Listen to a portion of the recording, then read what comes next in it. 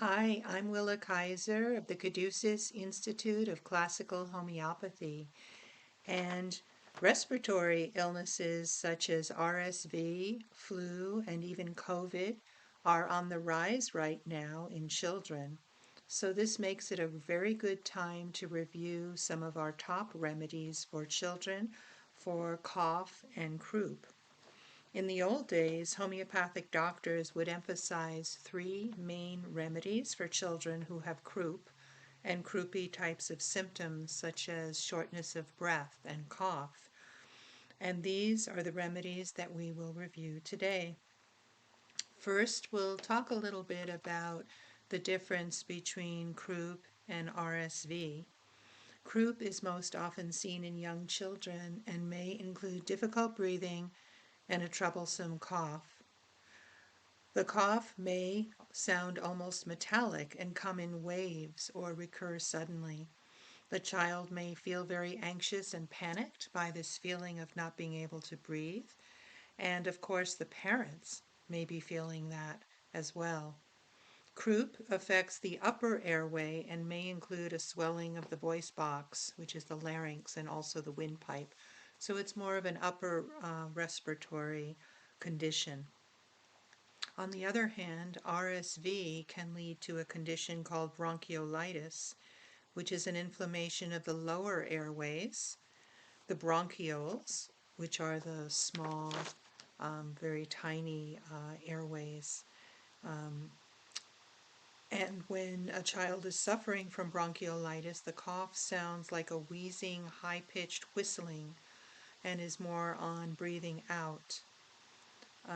With croup, the symptoms are worse breathing in, and there's more of a barking cough, whereas with bronchiolitis, the symptoms are more when breathing out, and it is this wheezing, high-pitched whistling cough.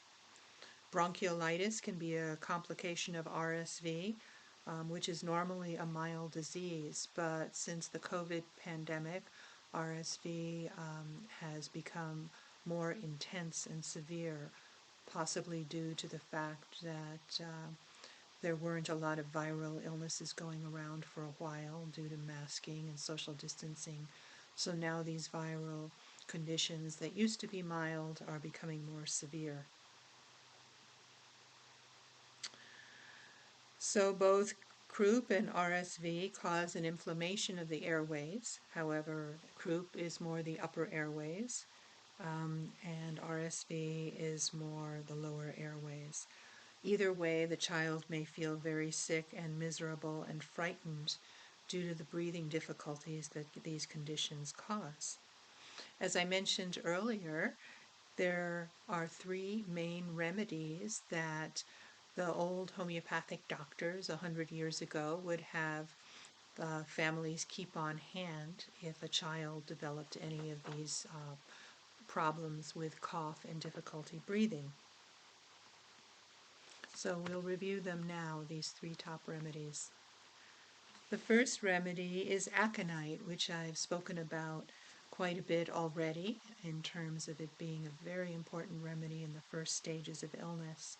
It is a very important remedy in the first stages of croup or any kind of respiratory condition, especially if they come on after a dry cold wind or after a frightening experience.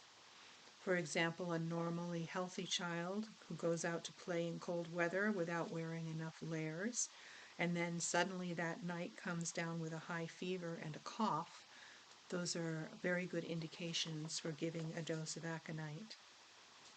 A child who needs aconite for a cough or a respiratory condition may find that they are breathing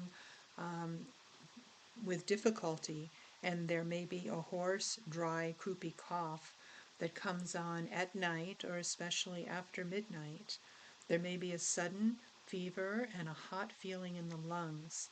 The child may try to sit up when they are coughing, and the cough may sound ringing or whistling. Drinking fluids may not be helpful with this kind of cough. The fever can be very high, and the child can feel dry and hot and very restless and fearful. And as I mentioned, this is the remedy that's often indicated at the first stages of infection. So sudden high fever and cough in the middle of the night, try aconite. Our next remedy is called Spongia tosta. With Spongia, it's a little bit, the cough is a little bit more developed. The cough may seem very hoarse, and the larynx may feel dry and constricted. The cough can sound very dry or barking and croupy. And as I mentioned before with croup, they may feel worse when they are taking a breath in with croup.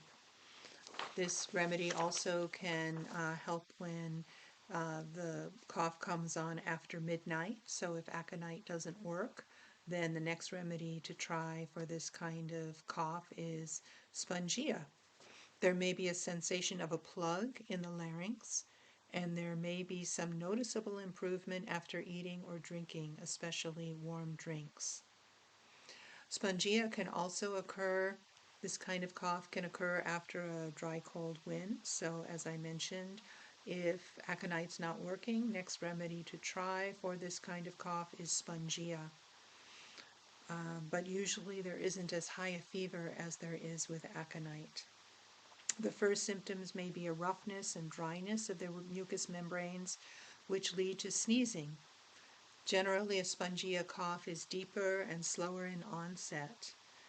Perhaps the child came down with a cold a day or two before, and maybe aconite has helped or only helped partially. And then if the cough is continuing to get worse every night, it would be good to consider Spongia. A child who needs Spongia may feel worse in a warm room or from getting overheated and want to stay cool, but the warm drinks may help them feel better. So again, starting with aconite if there's a high fever, and if that's not working or the symptoms are deeper or having that kind of barking cough, then you would go ahead and try Spongia. The final remedy of this trio is called Hepar sulph, and with Hepar sulph, this is also a cough that's worse at night but also in the morning. So if aconite and or Spongia have helped the cough, but then the cough returns the next day, this is when Hepar sulph can be helpful. Or maybe it will come back the following evening and there will be rattling. The thing about Hepar sulph is it's not as dry as aconite and Spongia. This is when there's already some mucus developing and there's some rattling that you can hear in the chest or in the throat. A child who needs Hepar may also have been exposed to a dry cold wind, and there may be a loss of voice and hoarseness. And one thing you may notice with a child who needs Hepar is that if any part of their body gets cold, even just putting out a foot or a hand out of the covers, the child starts to cough. So any kind of cold food, cold drinks, or cold air can bring on the symptoms. The cough is more loose and rattling and sometimes be described as a choking or a croaking cough. The child may need to sit up and even bend their head backwards in order to relieve the cough. Even though that you can hear the mucus, it may be difficult for the child to get the mucus out, but if it does come out, it may be thick and yellow. And the chills being there, the child also may feel oversensitive to things, both pain and emotionally oversensitive, and there may be pains that are kind of splinter-like pains in the throat or in the chest. The cough can cause choking and gagging even to the point of vomiting and become much worse in the cold air. And the child may even be sweating from this cough. So those are the three main remedies that the old homeopathic doctors recommended for these suffocative types of coughs that children sometimes develop suddenly in the middle of the night. I hope you find that information useful, and please check out our program, homeopathytraining.org, to learn more about the remedies that your family can stay safe and healthy with. Thanks for listening.